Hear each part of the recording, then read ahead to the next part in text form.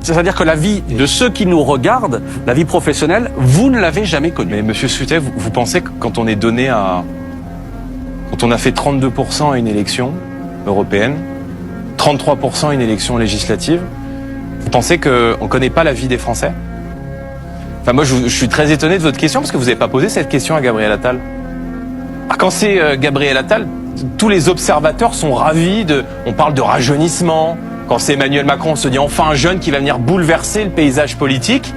Quand c'est nous, je note que la réserve est un peu plus importante. Croyez-moi, compte tenu de l'enfance que j'ai eue, de l'endroit dans lequel j'ai grandi, dans une cité modeste de Seine-Saint-Denis qui a été confrontée à l'insécurité, à la violence, au trafic de drogue, je connais la réalité de beaucoup de Français. Mais vous savez que la politique, c'est pas du spectacle.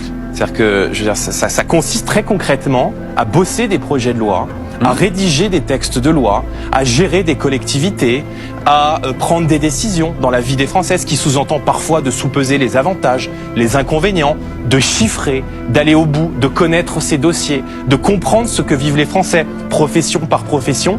Je fais cela matin, midi et soir. Je me donne à 200% pour cela et je pense qu'on ne peut pas douter ni de ma sincérité, ni de mon énergie. Et croyez-moi, de la première seconde jusqu'à la dernière, si les Français m'accordent leur confiance, j'entends me donner pour eux et à leur service.